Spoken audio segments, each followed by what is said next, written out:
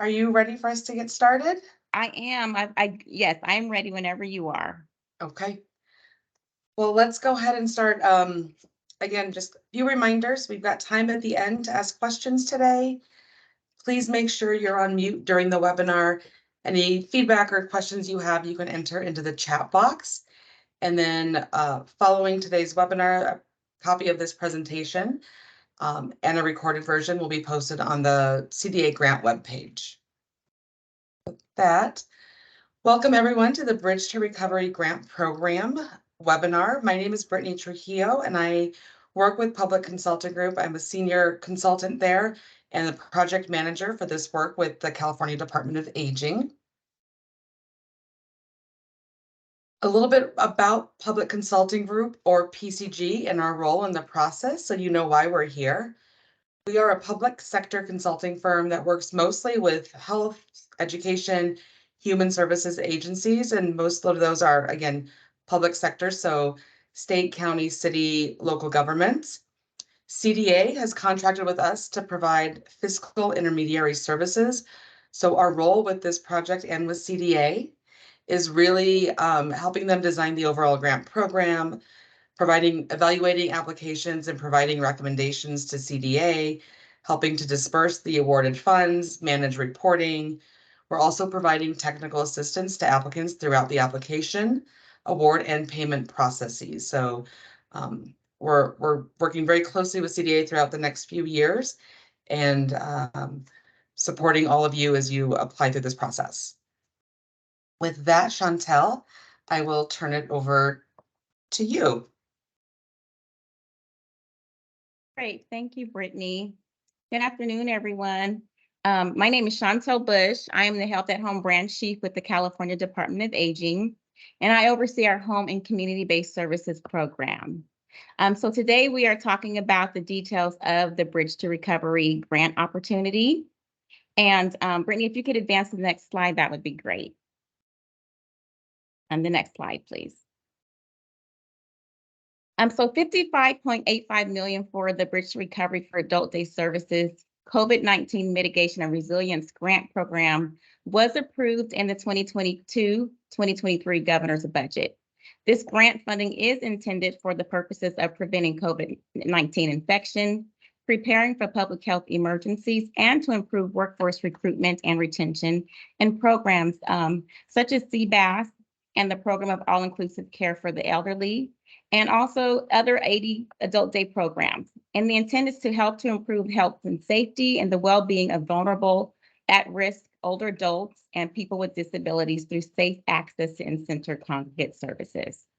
This process will be a competitive process for funds to be awarded through the CBAS centers, PACE sites, adult day healthcare centers, or adult day programs. Next slide, please.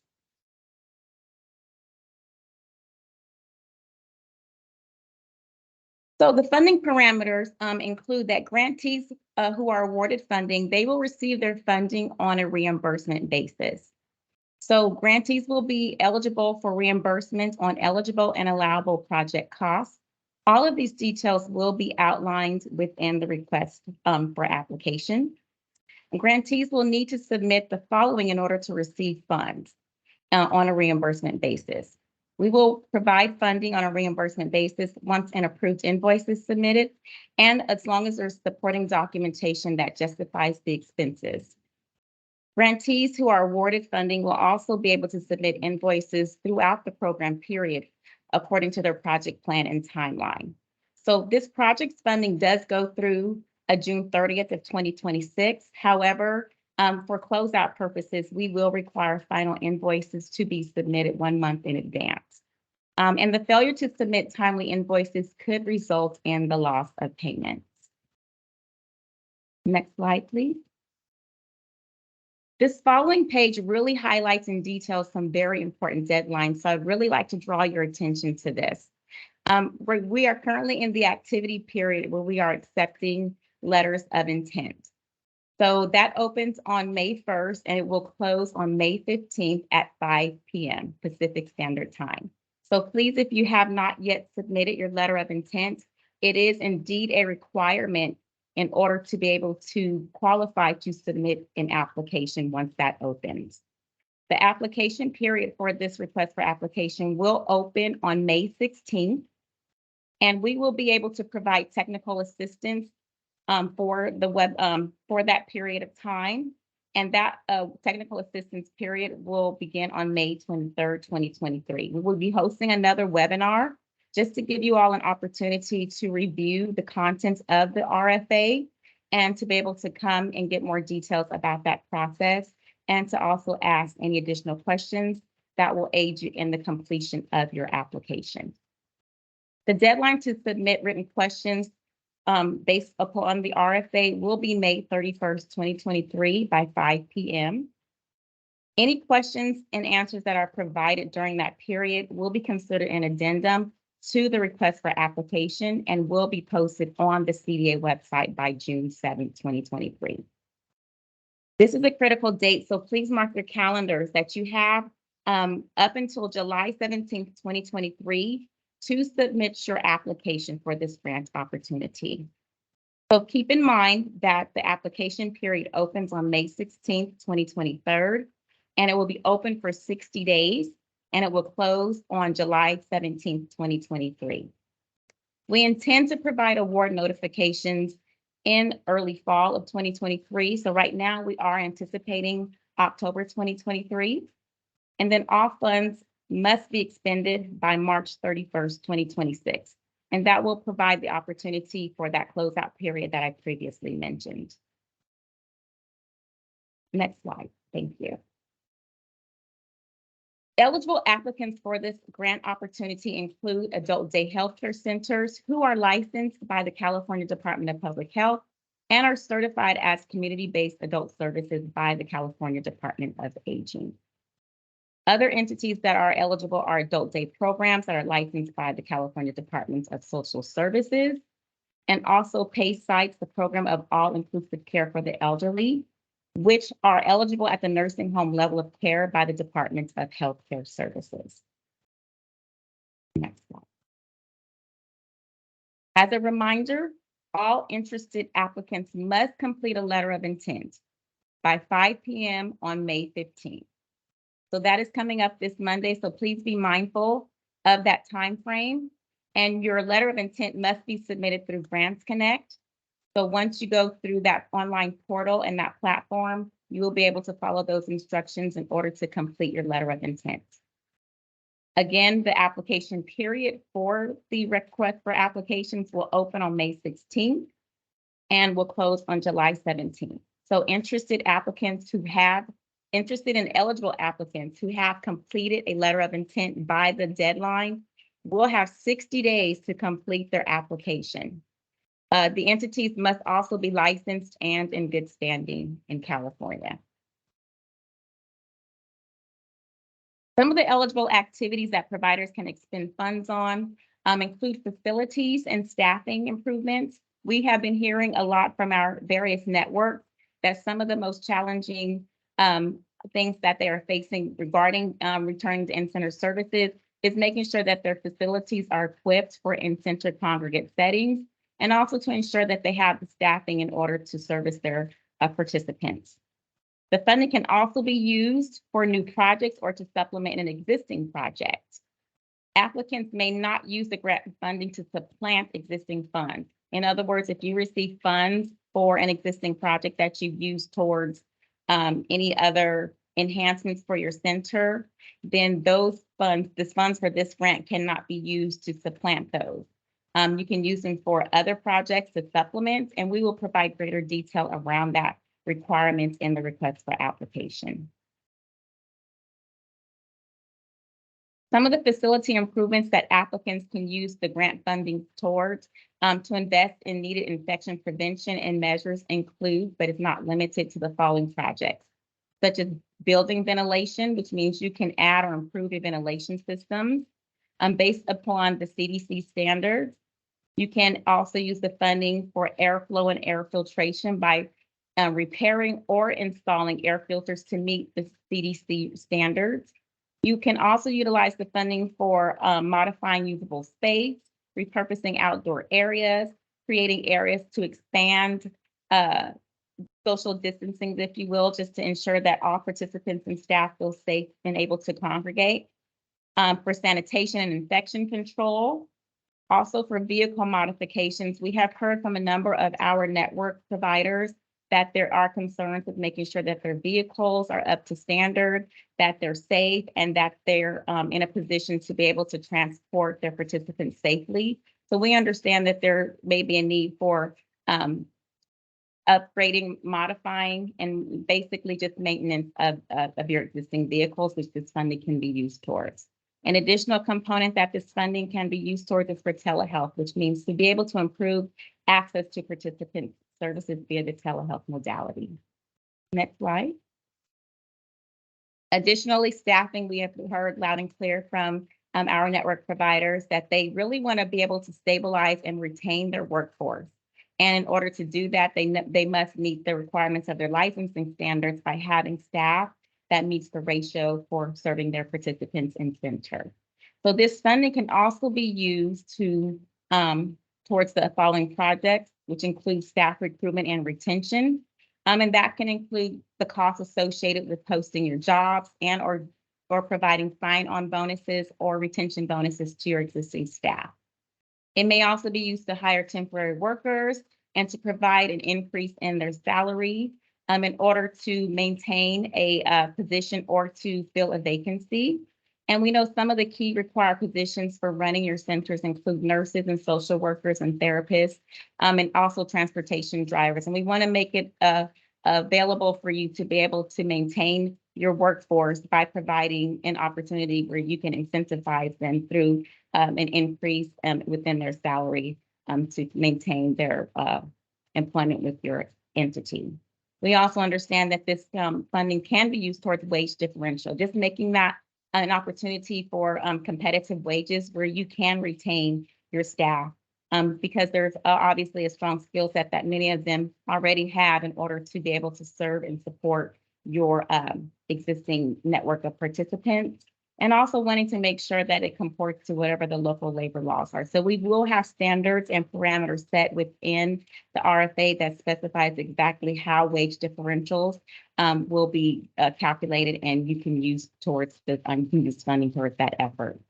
Additionally, the funding can be used for staff training and providing training in infection prevention control and for health and safety reasons. Next slide. We also have a list of ineligible expenses. So listed here are a number of ineligible expenses, which includes the funding cannot be used for purchasing or leasing vehicles, purchasing furniture, purchasing appliances, purchasing of laptops, tablets, cell phones, or any mobile devices or hotspots, for increasing wages for executive leadership and staff, for providing bonuses for executive leadership and staff, cannot be used for installing broadband internet services or mobile hotspots, and it cannot be used for paying monthly broadband or internet fees for participants, and also for building, purchasing telehealth applications or platforms, cannot be used towards paying monthly telehealth application platform fees, or for training staff or participants to use telehealth application platforms. Also, indirect costs will be called out in the request for application. So indirect costs are any costs that are incurred for common or joint objectives that cannot be readily identified within an individual project or activity. So indirect costs typically include your facility operations and maintenance, your rent, your internet, your gas and electric components, also for the depreciation of your building or for administrative expenses. So indirect costs will be limited to not exceed 10% of the total direct costs for your project. We will have a budget provided examples of what your budget must entail when we do release the RFA to really aid towards you understanding how to create your budget so that you can maintain these guidelines when you submit your application. On that note, reporting requirements are going to be required as part of this funding. We want to be able to demonstrate that the funding did go towards the intent that the applicant identified that it was going to be used for, and will require quarterly data and self-evaluation reports. These will be submitted through Grants Connect, And we will have an opportunity to review these after 45 days of the first quarter. So the reporting cycle is listed here, and we will adhere to this, and we will provide additional details around what those reporting requirements will entail in the request for application. As far as submitting questions about the grant, all questions on the Bridge to Recovery grant must be submitted by May 31st, 5 p.m. We will not be answering questions individually. Instead, questions that we receive will be posted as an addendum to the request for application, and they will be posted on our webpage on June 7th, 2023. At this time, I'll go ahead and I'll turn it back over to PCG to provide some additional details around grant assistance. Great. Thank you, Chantel. So let's go into a little bit of the grant assistance. If you have questions on the grant, there is the program webpage. We can put that link into the chat. I think Peter's helping to monitor that. We have a phone line dedicated for this project as well, 866-535-8669, and a dedicated email inbox, which is cda_bridge-to-recovery@pcgus.com. We'll make sure all of those are in the chat, so you'll have easy access to that.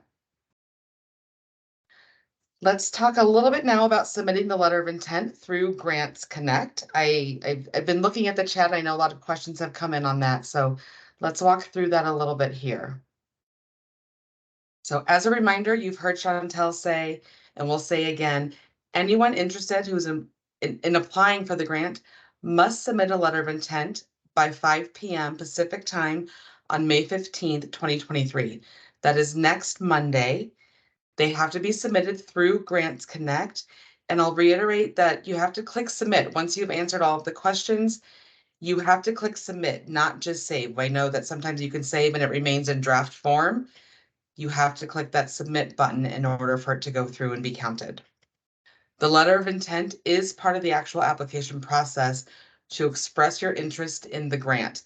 Within the letter, we're collecting information about your organization, how you intend to use the funding, and one letter of intent can cover multiple sites or locations. So we know that there are a lot of entities that operate multiple ADPs, for example, or ADHCs. You will submit one letter of intent to cover all of them. The information that we get from the letter of intent will help the Department of Aging identify the number of potential applicants and then set that maximum award amount per awardee. So we need the total number of letter of intents to identify the potential applicants to then set the maximum amount of funding that you can request with your application. The next piece in submitting your letter of intent, you have to sign up for Grants Connect. So we're requiring to sign up for Grants Connect account to complete the letter of intent and apply. When you have the link, you'll want to start by clicking on the sign up option, which is in the top right corner. You can see the arrow pointing up with the red around it. Start there, click sign up. After you enter your information, I think your email, password, some basic, your name potentially, you'll receive a confirmation email to whatever email address you used with your activation link for Grants Connect. That registration link does expire after 1 hour. So if you're going to sign up, at least finish the process. Otherwise, that link does expire.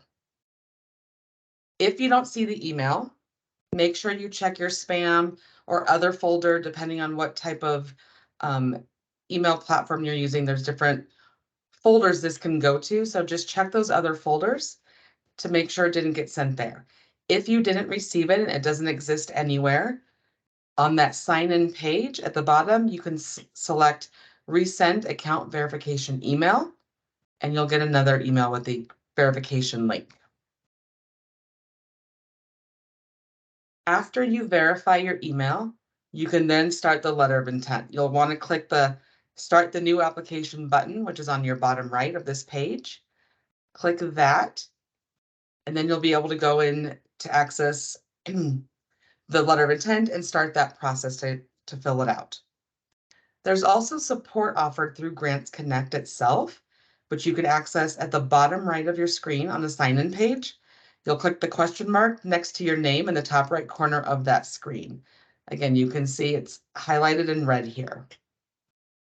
And that is specific to the system and platform itself. That does not provide any assistance on the application requirements or the letter of intent requirements. Excuse me.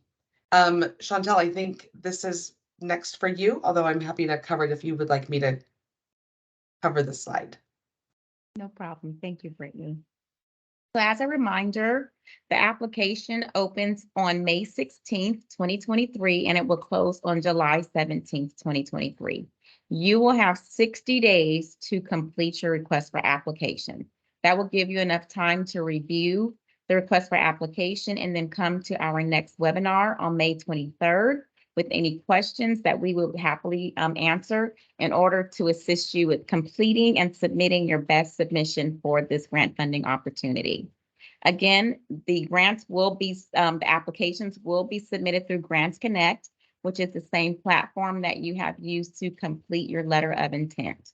So in order to be able to compete for the funding, by submitting a grant application, you must first have submitted a letter of intent by May 15th, which as a reminder is Monday. The letter of intent is a very short process, as Brittany just went over, and we really are utilizing that information to help us set the ceiling on the funding amount that centers may be interested in requesting through their application. We do have this information on our page. So please register for the next webinar on May 23rd, which will be at 2 o'clock to 2:30 p.m. And it will also be done through the Teams platform. Now we can open it up for any questions, and you also can provide your questions in the chat. I know Peter and Jennifer have been responding to a lot of those questions through the chat. Paul, will we get a confirmation that the letter of intent has been received? You should receive a confirmation email once you've submitted the letter. Correct. Nora just stated she does not see the amount that they would like to request on the letter of intent form. That is accurate right now, Nora. We do not have that amount set. We are utilizing the submission of the letter of intent. We will calculate and total that at the end of the period. The closing date is May 15th. And once we release the request for application on May 16th, we will disclose what that maximum potentially award amount that people can apply for. Thank you, Chantel. And then we have another question. May we modify the submitted letter of intent? The answer is yes. You can modify it once you actually go to apply for your grant. There's the ability to modify then. If it's something that you would like to address sooner, you can email our inbox and our team can support that as well. There was a question in here as to whether or not the grant pertains to any past expenses absorbed during COVID. That is a great question, and the answer to that is no. This funding is to be used prospectively going forward. So it's for projects that you will intend to use the funding for, not for anything that you have already started, which is why we are only providing funding on a reimbursement basis once invoices are submitted. I see next is for application. Is it only one for multiple facilities as well, like the letter of intent? And that is also yes. The one application will have all the information for your facilities. Next question, is there a max per project allowed? And I don't know if you want me to answer, Chantel, or if you want to tackle that. I'm sorry, Brittany, I didn't catch that. Oh, is there a maximum per project allowed? That has not yet been said at this time. So once we have the letter of intent process closes on May 15th, we will post the request for application on May 16th that will specify the ceiling or the maximum amount that any prospective applicant can request in their application. So that is yet to be determined. Next is I'm not able to register. Harry, I think we would probably need a little bit more information to support you there, but you can also email us at the inbox that we can put in the chat again, and we can provide a little bit of support that way as well. But we would need a little bit more information to understand your issue with inability to register. And then Tanya, is there a specific browser to use for accessing the letter of intent on Grants Connect? I believe Grants Connect should work with any browser. Sometimes I know when there are website issues, you might need to clear your cache or your cookies. But if you're having problems, you are also welcome to email our inbox and we can provide some support that way as well.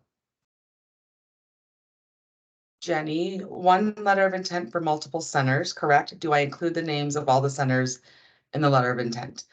That is correct, Jenny. One is for all. No, you do not need to put all the names for your centers there, but we're just asking for the number of facilities and locations.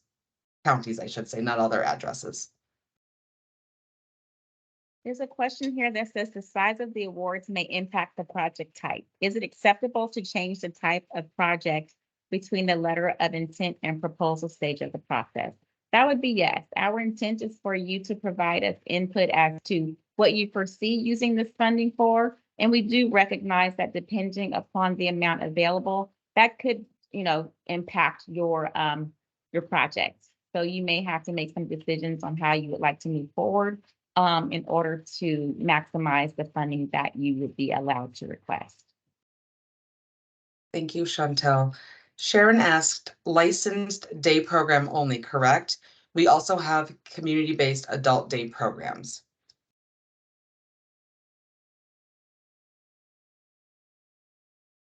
So the platform, again, for who is eligible for this funding are adult day programs licensed through the California Department of Social Services, adult day healthcare centers who are licensed through the Department of Public Health, and also CBAS centers who are also ADHCs and certified as CBAS centers by the California Department of Aging. So I hope that answers your question. It sounds like you may be two entities and you have different licensings, and I don't know how you're operating under a different type of entity with different names, but those are some of the questions that we can get more details around and provide. I think those would be better suited to ask during the technical assistance phase so that we can make sure that you're applying appropriately. Thank you, Chantel. Kristen, I see your question or comment about not seeing the letter of intent coming up as well, like it does in the example. If you want to email our inbox, our team can support you as well. It's tricky to provide when it's a large group and everyone might have a slightly different problem that they're experiencing, but please feel free to email us and we'll help you with that process. There's a question in the chat about, can the funding be used for safety improvements such as fencing for the outdoor area to be used? We have not provided any limitations around that. The intent is to make sure your centers are safe and also provide a space for in congregate setting for your participants to congregate in safely. Obviously, during the request for application process, we will request more details around that specification as to what the fencing would be used for and how that feeds into the goals of the project. Thank you, Chantel. And I think, Steve, to clarify, can we send one letter of intent for separate entities with the same owner? Yes, one letter of intent, please. Thank you. And then Amanda is asking, how soon will funds be released following the receipt of financial reports?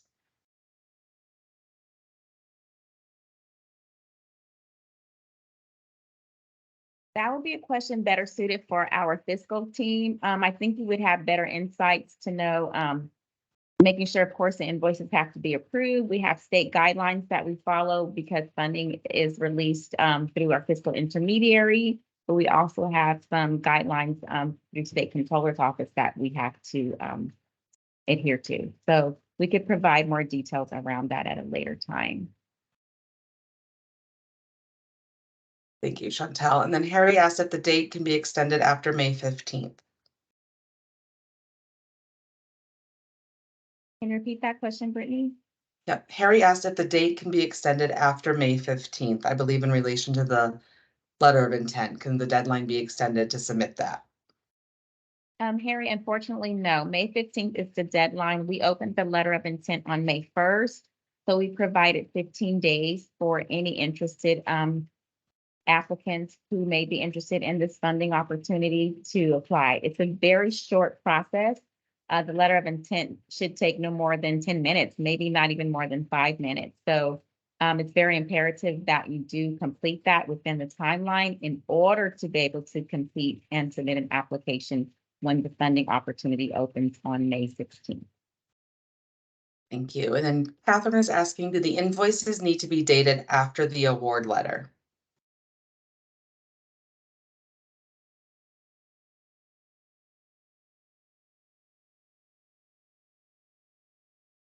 I think this is in maybe tying into one of the other questions, Chantel, of can the funds be used retroactively?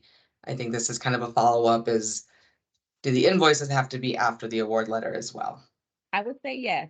So it's really imperative that you recognize that this funding is prospective. It's after you have been issued an award and we have entered into an agreement.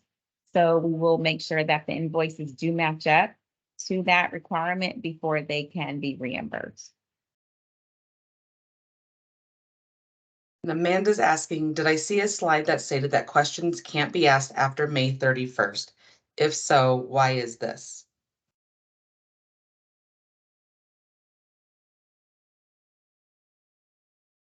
Do you want me to speak to some of that, Chantel, or do you want to? You can go ahead, Brittany. Perfect. Thanks, Amanda. You did see that, although it probably might be a little confusing. We are releasing CDA is releasing the request for application next Tuesday, May 16th. There's a formal period to submit questions related to the grant application, the requirements and such, that we're collecting answers through May 31st. Then they'll be posting an addendum to the RFA that's answering all of those questions. So it's a formal process. Questions that come in after that will be answered a little differently, but in terms of specific to the application, the requirements, anything that's in the request for application, those questions are collected through May 31st. CDA will be creating responses to all of those and posting that addendum to the RFA. Through the application period, we are also, in terms of PCG, providing technical assistance on using Grants Connect and submitting your applications and things like that. So the formal period ends May 31st for that. There's a question that, go ahead, sorry, Brittany. No, please go ahead. There's a question that asks, when will the first data and self-evaluation reports be due? We do intend to award the funding in early fall. So we have created a reporting cycle on a quarterly basis. So for funding period October through December, that would be the first quarter whereby we would be having the funding have gone out. The first report would be due in January, and thereafter it would be due on a quarterly basis. And we did provide that information and those details on one of the slides, which we will make available on the website. Thank you, Chantel.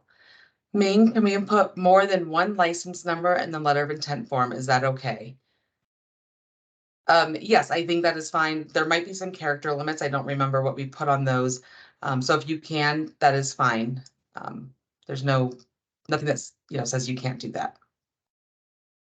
Tanya, I tried 3 browsers. Please, Tanya, go ahead and email our inbox so that we can provide some specific technical assistance to you and help you work through that. We want to make sure that we get that figured out so you can submit your letter. Here's a question. Can the funds be used to replace old HVAC systems? The answer to that, the funding is intended to cover and mitigate against infection. So we are allowing funding to be used for HVAC, airflow and air filtration systems. And obviously, depending on the cost and the available award amounts, it can go towards that if it's not able to entirely cover the cost, but at least it can go towards those initiatives. Thank you. Another question, multiple centers, one application, same single award max amount.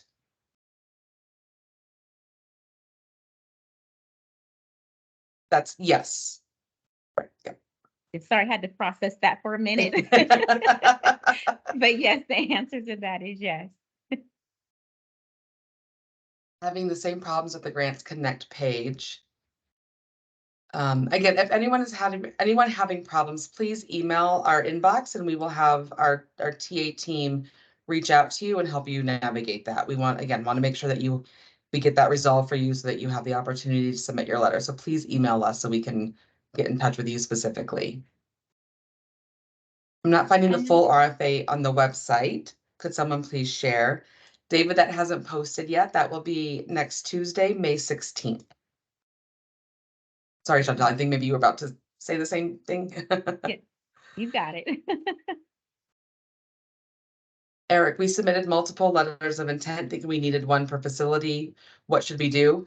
Thank you for letting us know that we did notice that, and one of our team members will be reaching out to you tomorrow to navigate that with you and identify how we want to merge those into one. So you'll expect to hear from our team tomorrow. Margot Welsh asks, can you select multiple areas of use of the funding on the LOI? Absolutely. We actually want to capture this information. It is one of the options with the LOI, and we recognize that that may change once the award, the ceiling amount, the maximum amount is released when we do release the request for application. But yes, we do encourage you all to select all of the areas that you intend to use this funding when you complete your letter of intent. Chantel, another question about extending the May 15th date, if that could be extended. No, this has been previously answered, and the answer for the May 15th date to extend for the letter of intent process cannot be extended. We encourage you. You have a few more days to go in to Grants Connect to create your, your account. And as I mentioned, it's a very short time process to complete the letter of intent. It shouldn't take more than 10 minutes and probably about 5 minutes to complete. But it's very imperative that you submit that in order to be eligible to apply for the funding amount and submit a grant application when that period opens on May 16th. Will templates be available for budget and application questions?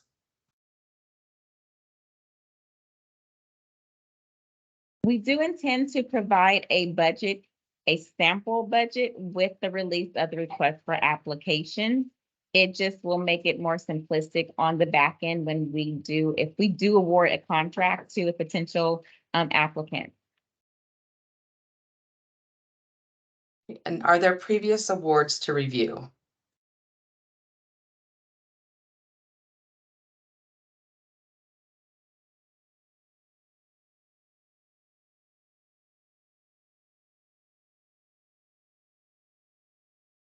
Brittany, what was the question? Are there previous awards to review?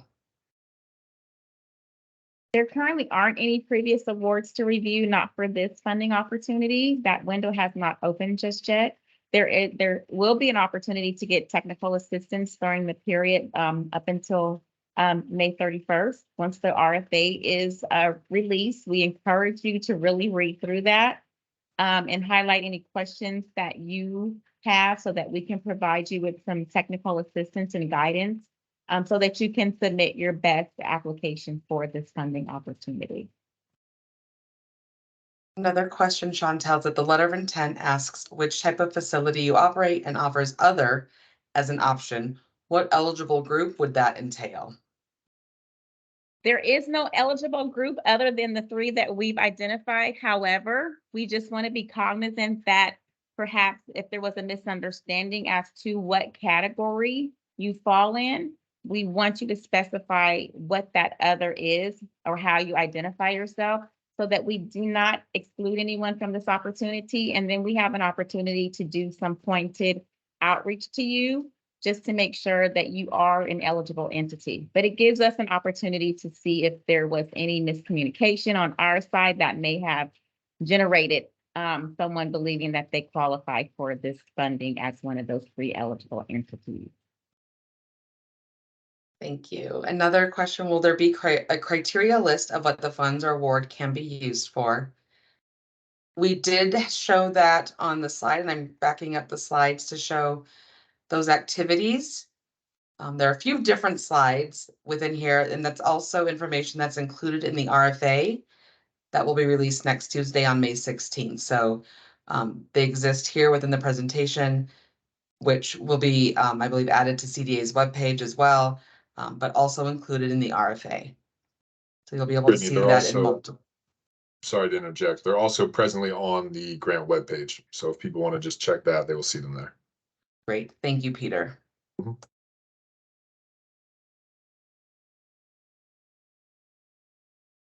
Will the maximum amount to request be per site or per organization? I believe that's also been answered maybe earlier by Chantel, but it's one per the organization, not per site.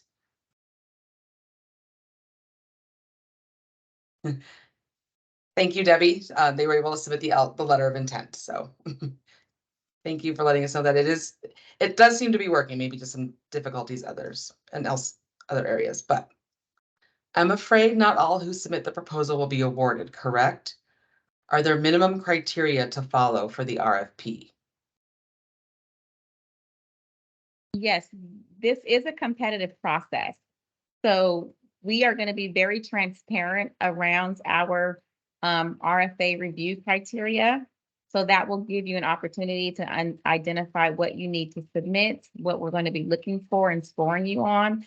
That way you will have a greater opportunity at submitting a successful application.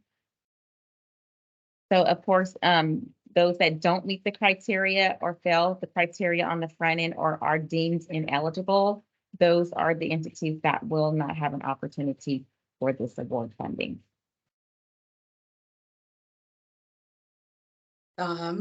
If I already submitted 2 letters of intent for each of my facilities prior to this webinar, which account do I use for the application process? Justine, please email our inbox so that we can look at that through the system with you and identify which is going to make the most sense. We may also have you on our list to reach out for tomorrow, but if you don't hear from us, please reach out and we can help solve that and navigate that with you. Can you check if you received the letter of intent if I missed the confirmation email? If you log into the system, I believe you should also be able to see that you have a letter in there, but Edward, please feel free to email us and we can help look into that for you.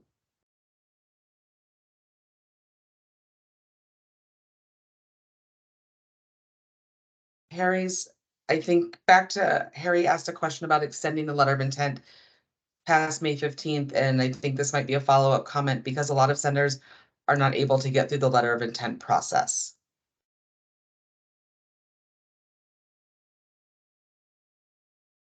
I think from Harry from PCG, again, if those senders email us, we can help navigate that process.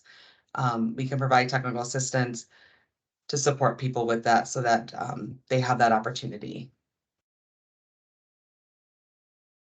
When will the award letters be sent out?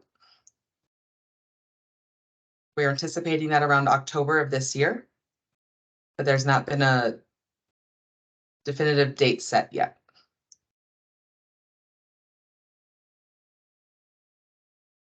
Now that Peter and Jennifer responding to a lot of people as well. Where can we find the application? The application is not yet active. That will not be active until next Tuesday, May 16th. It will be through the Grants Connect portal.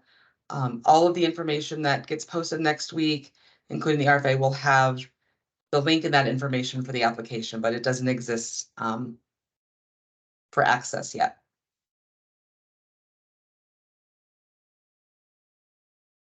Is there an application ID number to enter to find the letter of intent on Grants Connect? There are IDs that come with all of those letters. Again, if you're looking for something specifically, again, if you want to reach out to our team, if you didn't get a confirmation email, I believe that should have it in there. But if not, please reach out to our team and we can help look at that for you. I understand funds are meant to be used for future expenses. When will that be? June 1st or after the application closes July 16th?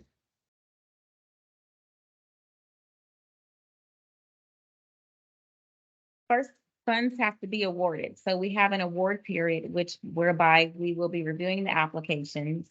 And you have to have an award letter in order to be able to know that you've been awarded funding. And as we mentioned, it's on a reimbursement basis. So that would be after October, once we announce the awardees. Thank you. When will this presentation be posted on the CDA webpage?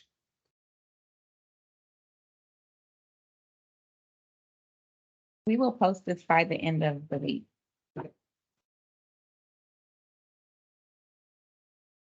Are there previous awards to review? I believe the answer you said earlier, Chantel, was no. That hasn't happened for this yet. Correct. So if award letters don't go out until October, then awards will not be provided till approximately January of 24. If award letters don't go out until October, then no expenses prior to October 2023 will be supported. Is that That is correct? accurate. That is correct. Yes.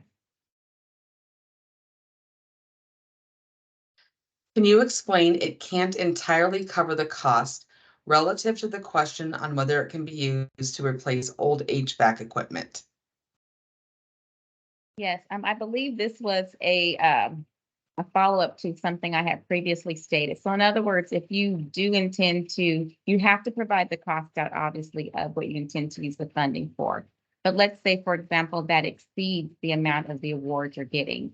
There's nothing that says you can't use that to make up the difference, the award funding to complete the HVAC system. So you may have some existing funding, but maybe not enough, and this grant funding will help to complete that enhancement to your facility. So that's what I meant by that. Thank you. Can the funds be used for employee retention purposes?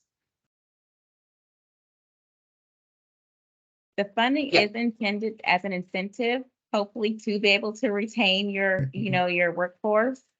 So the short answer to that would be yes. Then you might want to mention that the RFA format that was downloadable when the letter of intent period opened was not the format. Thank you, Diane. There were some folks who were able to download what looked like to be the application for the grant last Monday when it opened. That was a glitch in the system. That is not the application. So if you had access to that, please disregard it. Again, there was a glitch in the system. The application is not available until next Tuesday. Can agencies with separate licenses for different care centers apply for each of them?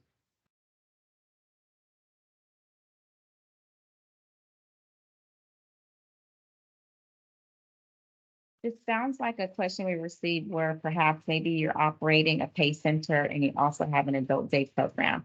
We would like to seek more information from the entity just to make sure we're giving accurate information.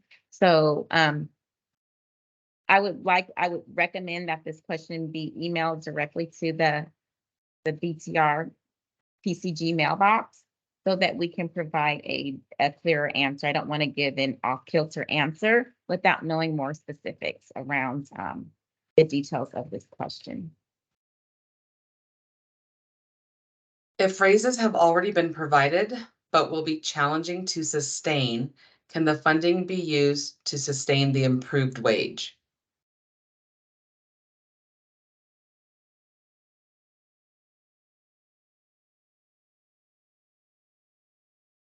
Keeping in mind that the funding is time limited, that would be your discretion as to if that's going to really enhance and maintain your workforce.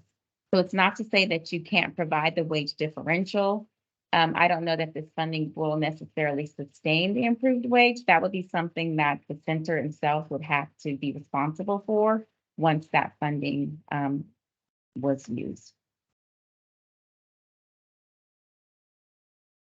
If I operate several facilities under different legal entities and EIN numbers, must I submit separate letters of intent?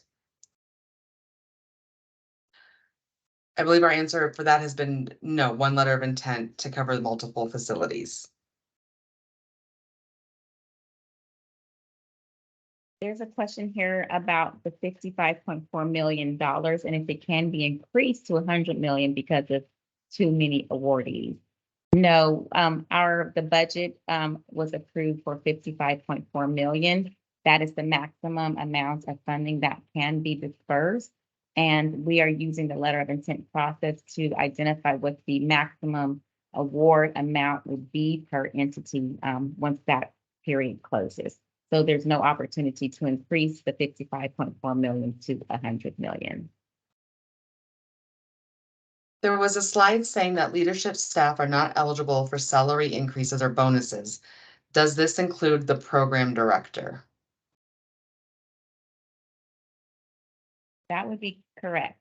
They would be considered executive leadership, and the intent is really to sustain the workforce of social workers, those who are typically at risk of taking employment elsewhere for more competitive wages, et cetera. And those that really are intended to serve your participants. Can you give us your email to email your questions? Yes, we will put that in the chat. Peter, if you could, I know you've added that one or two times. If you could please put the email address in the chat, I would appreciate it. Repeating, because I'm not sure it was answered. In the letter of intent form is primary entity name, the organization's name that will apply for the individual, or the individual's person's name who's completing the LOI. The primary entity is the organization's name. We do have within the letter primary contact and secondary contact information. And I apologize, Ming, if we missed that. Thank you. How can I edit the letter of intent submitted? You can edit once you go to submit your application. When the application opens, there is an opportunity to edit the letter of intent then. If it's something that you wanted to do now, you can email our inbox and we can support you. And I think Peter just answered that as well. Thanks, Peter. Once the center gets awarded the grant, how long does the center have to get reimbursement for the award amount that was approved?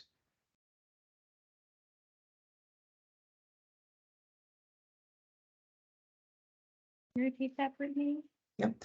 Once the center gets awarded the grant, how long does the center have to get reimbursement or to get reimbursed for the award amount that was approved?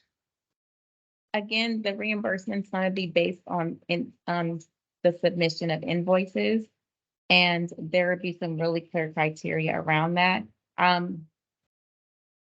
We're looking at providing those timelines in the request for application. I don't know if I have anybody on from our fiscal team that can answer that particular question at this time.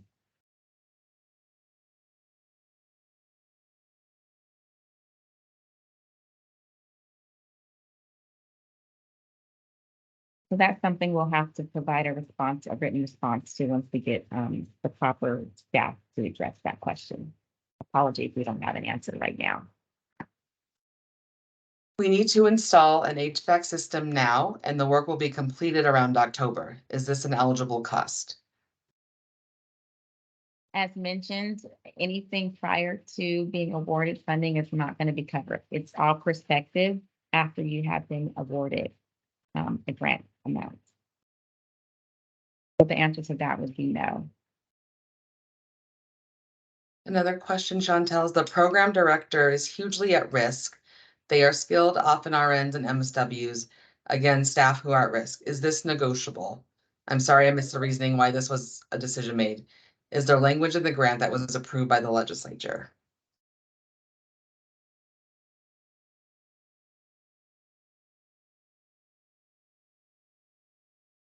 The decisions for the bonuses to not go to executive leadership, we recognize that that could really, depending on the award amount, could really take the full amount of funding.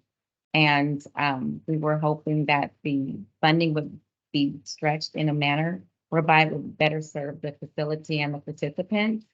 So that was really the intent behind making sure that it wasn't going to executive leadership, who typically do have higher wages than other staff who are probably leaving for more competitive opportunities. That was our thinking behind that decision.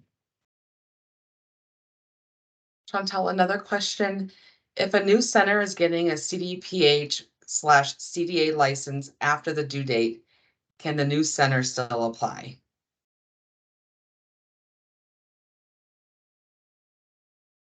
At the time of application, you have to be considered an eligible entity, meaning licensed and in good standing. So during the application period, which opens May 16th and closes on July 16th, if you meet the criteria because you are licensed, then certainly you're eligible to compete for that funding. But if it's after the fact, then unfortunately, no. Will answers to the questions proposed today be available for review later? And I would say yes, we're recording this as well, which will be available on the webpage, and I believe adding these questions to support the RFA addendum and make sure everything is comprehensive. Is that correct, Chantel? Yes, that is accurate. Sorry if this was already answered. For wage differentials, do we have to show that it can be continued? In other words, we use funds to hire at a higher rate, but have to continue that rate indefinitely. We are anticipating having some information shared by the applicants on how they intend to sustain some of the enhancements or even wages after this funding award has been exhausted. But we do require there to be some thought put in behind how you plan on utilizing this funding and how you can sustain this once that funding is exhausted. So we will look for that to be identified in the request for application. At this time, that is all of the questions that were asked. And again, Peter and Jennifer were very busy responding to folks in the chat as well, but there aren't any others showing at this. Oh, a couple more just came in. One, Chantel's, I'd like to suggest reconsideration regarding the program director position. The program director is not typically described as executive leadership in an organization, and the program director is an active member, similar to the eligible positions and leader of the MDT. My recommendation is that when you submit your application, provide the narrative and the justification behind the ask, and it will get reviewed. If there's any need for the reviewers to do additional follow-up, then that can be done during that process of review. Thank you. Comment about sustained funding for low paid staff is to increase daily rates. Comment that might be the best way to sustain that. Another maybe comment or question in the letter of intent description, it states award amounts range between 50,000 to 200,000. And Sabrina, that is in the description for the letter of intent as a potential, I think is another piece to that wording, that it's potentially around those amounts, but we do not have that final amount yet until the letter of intent period closes.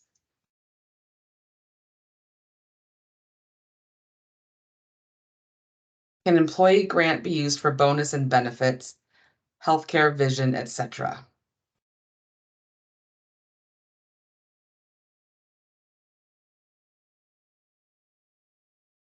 Surely bonuses are allowed. There are parameters that will be spelled out in the RFA regarding bonuses.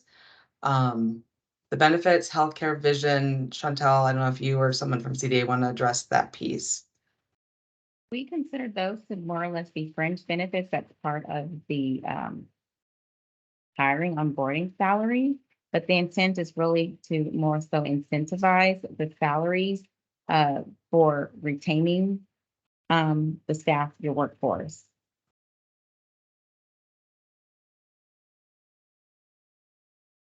Just no other questions, but here we go. Oh, some thank you and helpful information from this webinar. So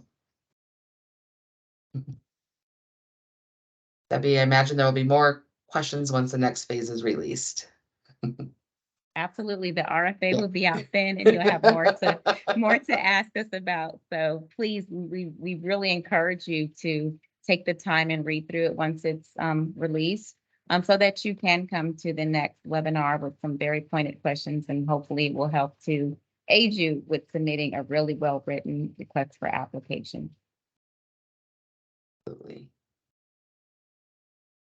We do have time if there are other questions, although I think people are more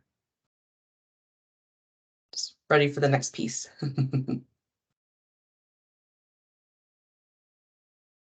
And I'll move forward through here just to show again a couple of key pieces as people are maybe starting to wind down. I think thank you everyone for being here with us today. It's very helpful for us to hear from you all as well. Please make sure you look at the CDA webpage for updates on this grant. That is your number one place to get information. Our team will continue sending communications as well. The webinar is May 23rd is the next one. Deadline May 15th by 5 p.m. for your letter of intent. Make sure you hit submit. Don't just save it. Please submit. The grant application will open on May 16th. And the next webinar will be on the 23rd. But I see a couple more questions coming in.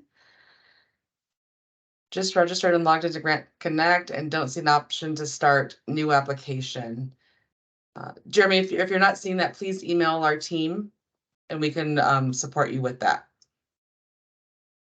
When the latest, another comment maybe or question, when the latest the grant award will be released if cannot meet OCT timeline? When's the latest the grant award will be released if you cannot meet the OCT timeline? I don't know if I know what that means, but. Brittany, I think they're asking if we don't get our award letters out in October as we anticipate, October. What's the drop dead date for that, basically? Thank you, Peter. Mhm. Until is that something that you can? Yeah, we anticipate being able to adhere to this timeline. So when will the latest grant award be released if cannot meet the October timeline? We do have a really great process in place with PCG and our review team. So we don't anticipate that there would be any delays. However, we would just be mindful and transparent if that were to occur. And there was one other question about the elaborate on the benefits piece. The intent of the funding, we wanted to make sure that it really went towards staffing, bonuses, the things that we've been hearing from our provider networks, that it's been very difficult to maintain staff because of competitive wages. So we really wanted to provide parameters around that was the intent of the funding.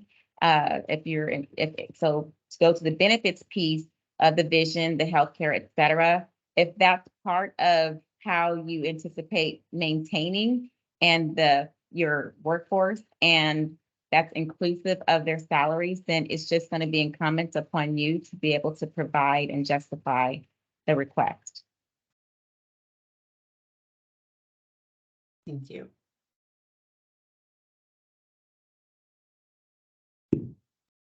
A comment, Chantel, wages and benefits are truly a package that people consider. Yes, and as I mentioned, it's just going to be incumbent upon you if that's part of the incentive to maintain your staff and it's part of making it a competitive wage, then it's just going to be incumbent upon you to really outline the dollar amount and how you calculated that this is the need in order to retain that staff as an incentive, whether that's through bonuses, retention, et cetera.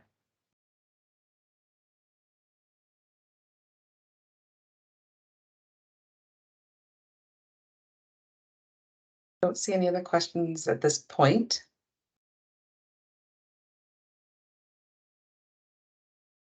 Are there any other questions from anyone that we haven't answered yet?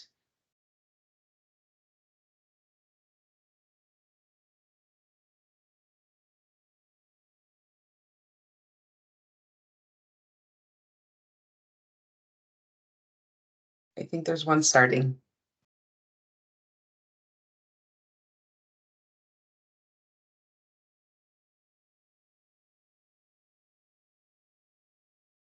Will the grant cover just the wage differential or the full wage? We did mention that there is, going back to that PowerPoint, Brittany, can you go back to that one slide?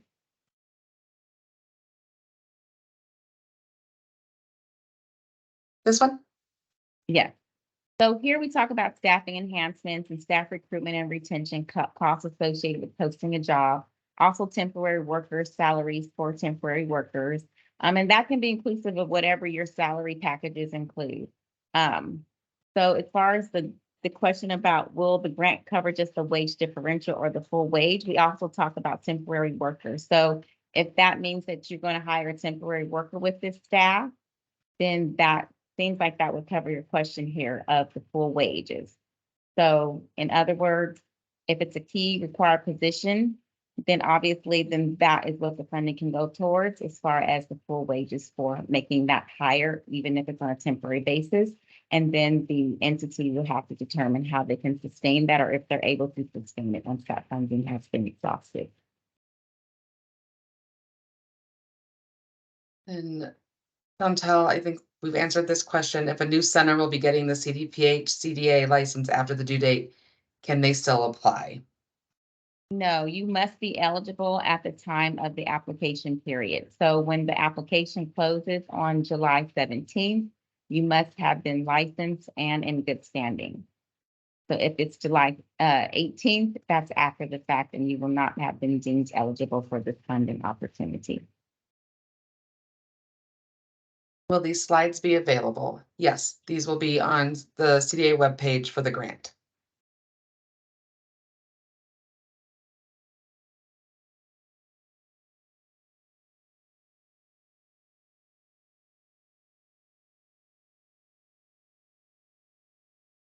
Thank you, Peter. Peter just put the link to the webpage in the chat so you can access that easily. Another question, Chantel, when you say required positions, that is those positions required by licensing? Yes, and it's listed in here, those positions that are required to keep your center operating in order to meet the needs of the participants.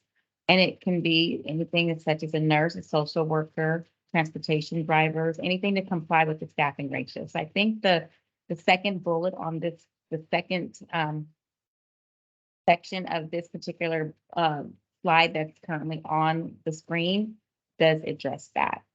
I hope that addresses your question.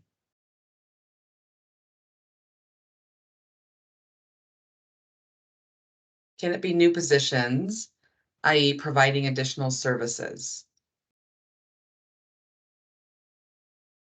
If there's a temporary worker that's going to meet the need of you keeping your center doors open to meet the needs of the participant, we will require that you just provide justification around the ask. In other words, specifying the position that you're hiring for and how this funding will meet the needs of operating your center and meeting the goals of this funding project. Another question, Chantel. What was the due date for the active license? The end of the letter of intent period or the end of the RFA period? The intent really was to have for the letter of intent period for you to be licensed and in good standing. But we will be verifying licenses throughout the process before awards are made because we understand that potentially people can fall out of good standing. So we want to verify that before we issue the awards as well. Thank you. Here's another question. If an existing position receives a boost, a raise in hourly compensation, is it the full wage, original plus the boost, or just the boost that's eligible to be funded? Assuming it's not a temporary worker. I think Diane. Go ahead. Go ahead, Chantel. So if I understand this question accurately, it's assuming that prior to this funding, that there was a worker that was hired or an existing worker that got a raise. So the question is, can this funding be used to sustain that raise? If I'm understanding this correctly.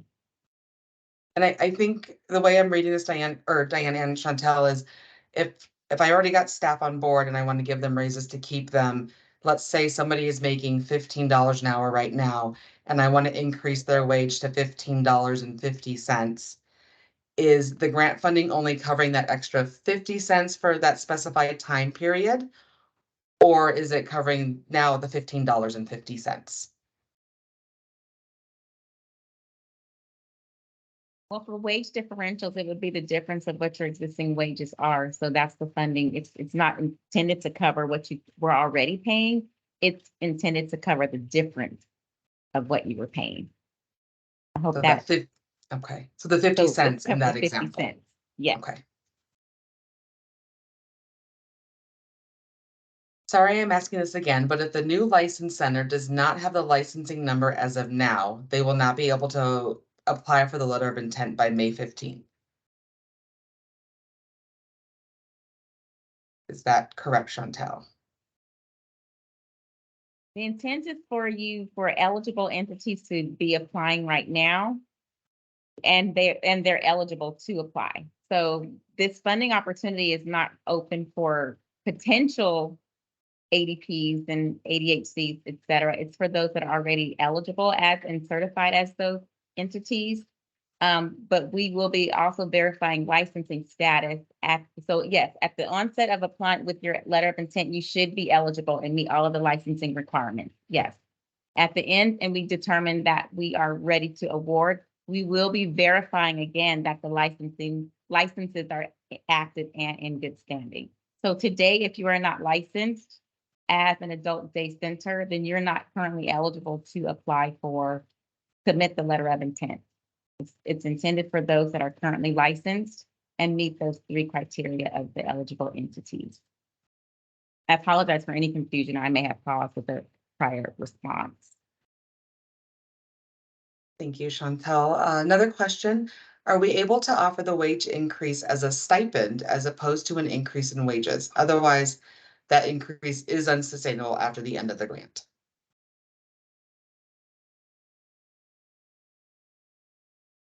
It sounds like it would fall into the category of even potentially a bonus, however you want to label that.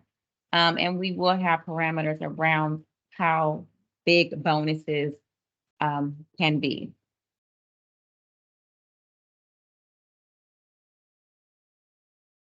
Thank you. Are there other questions?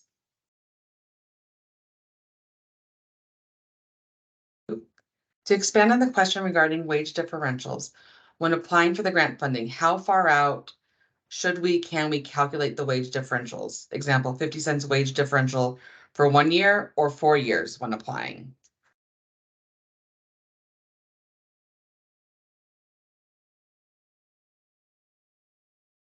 I believe that it's going to be based upon the funding amount you're requesting. So your budget is going to really determine what you're able to specify. So if it goes for 4 years, then your budget just needs to demonstrate that that's how you got to your calculation over a 4-year period.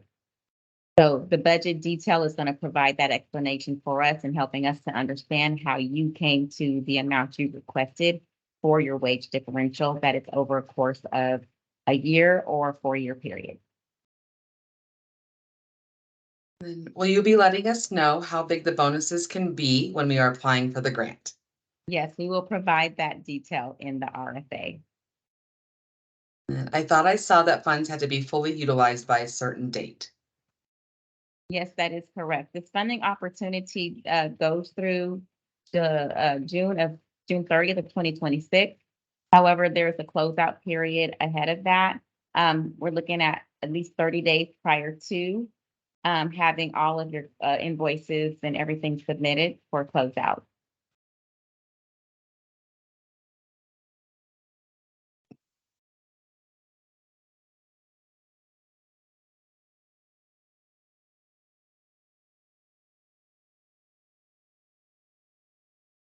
And here on the slide to support what you said, Chantel, as well, in terms of closing out, having that time that we have said that all the funds must be expended by March 31st, 2026.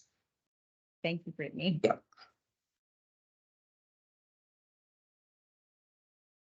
Are there other questions that anyone has?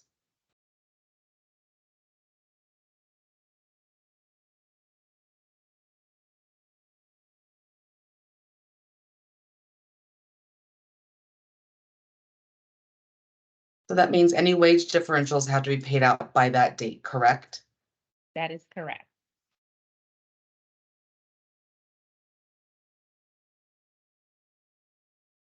daily Another- rate increases are not intended to be covered by this funding opportunity. I know that's a bigger issue, but that's not what this intent of this grant funding is for.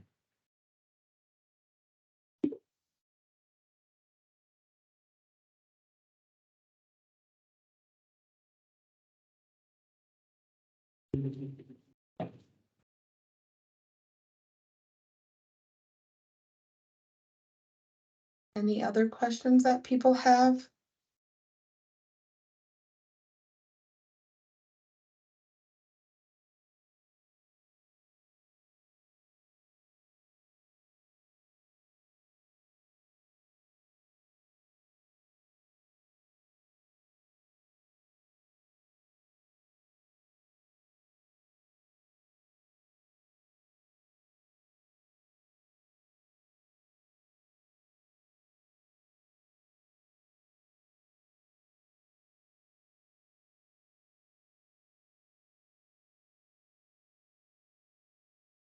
Just call everyone's attention to the screen one more time for the important dates and deadlines. The pieces that we definitely need to be mindful of over the next several months.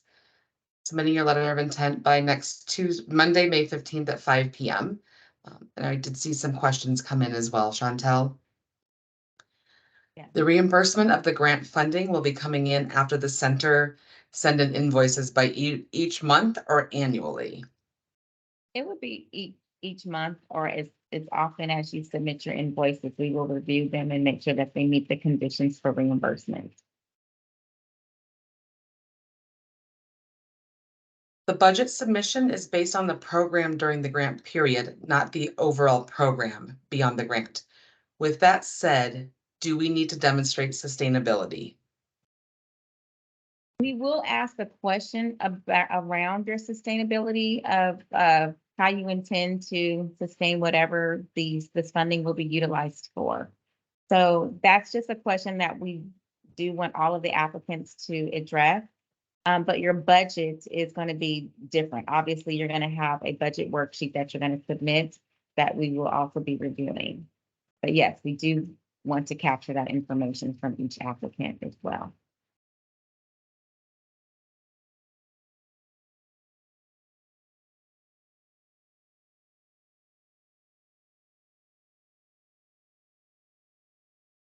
And just reminders for the deadlines and due dates. The application is opening next Tuesday, May 16th. We will provide another webinar for technical assistance on the application 2 weeks from today, May 23rd at the same time, 2 p.m. And applications are due July 17th. When completing the budget sheet, would it be for the entire organization or the specific program only?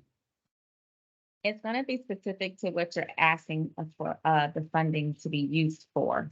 So you're going to provide the details around the dollar amount you're asking and provide an itemization of what the funding is going to be used for. And those calculations should add up to whatever your award amount is that you're seeking. So it's going to be specific for whatever the use is, not necessarily your entire organization, unless that's really what you're trying to use it for, then you need to provide those details. So it's really going to be incumbent. It's going to really be specific to the ask. Then another question, Chantel, the eligible cost of temporary workers only refers to nurses, social workers, drivers.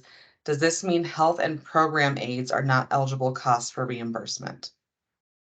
No, it doesn't. If you went back to that slide, we did provide parameters that it's really around making sure that you meet the requirements of the staffing ratios that comply with the regulations. So it does not mean that it cannot be applicable to health and program aides. These were some examples, but you just have to provide the specifications around who this funding is intended to pay out.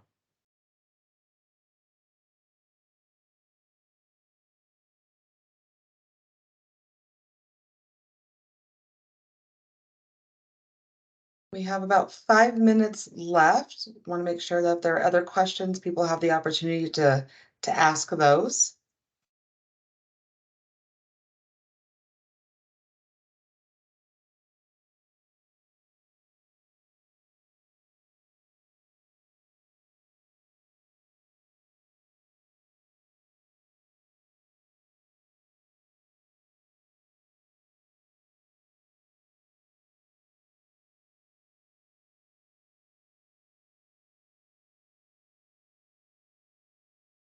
Are we able to petition for a staggered wage differential, i.e. 50 cents for 2024 and a 50-cent increase for 2025? You can determine how you plan to utilize the funding. Your budget just must really be clearly specify how you came up with your calculations. So that's really on the entity who's applying. If that's how they want to utilize their funding to stagger it over that 2-year period, there's nothing that prohibits that from being done. For staff recruitment and retention, is that limited to the same direct care positions or able to be used for broader needs to support the program's full functions, such as admin staff, program director, etc.?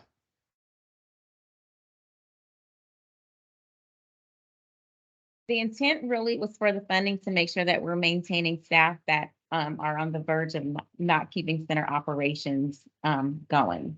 I would just recommend that with your application, that you are clear as to what the needs are to support the center and how it ties back to the funding for this project, the goals of the project.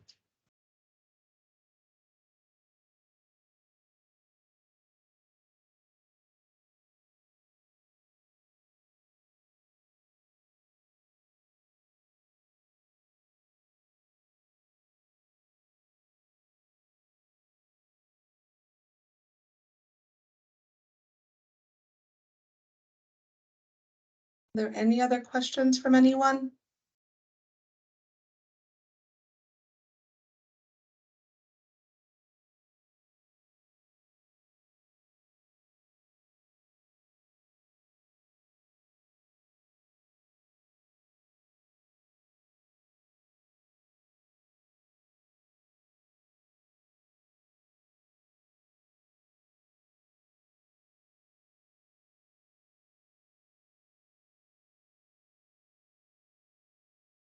Is there an actual start date for the grant? That would be once the application period has closed and we have began to send award notices.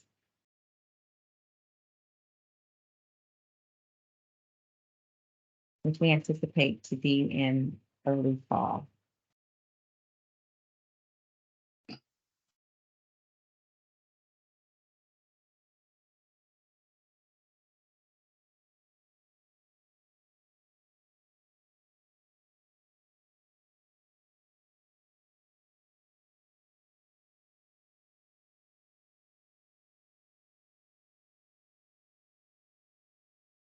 On the website for the letter of intent now, and it says program is not accepting applications.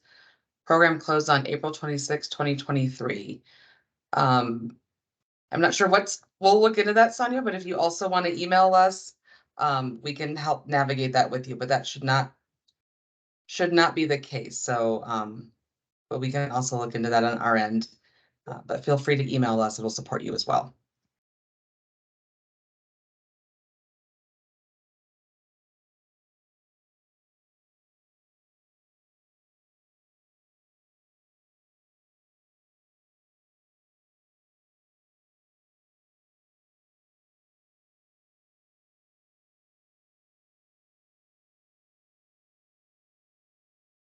I'm gonna put the email in the chat, so you don't have to scroll through all the other chat. But are there any other questions before we wrap up this afternoon? Will entity centers selected for the grant award be selected based on first come, first serve, which include the completeness of the application and meeting all criteria of the application?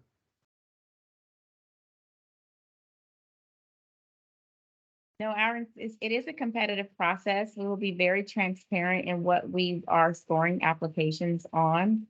It's not about a first come, first serve basis. It's about meeting the criteria to be eligible for the grant award. And again, it's also about ensuring that that the application just meets the criteria. And we will go ahead and provide letters once we complete our reviews on who is awarded and which ones were not.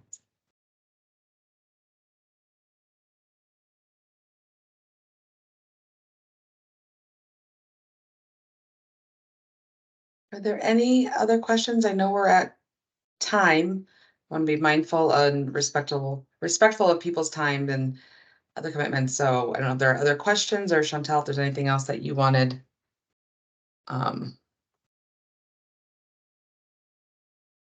to address or say to the group. No, just want to encourage you to, again, look at the criteria on the CDA website. Make sure that you're getting your letter of intent submitted timely. And then making sure that you read through the request for application once that does get released, and then please register for the next webinar.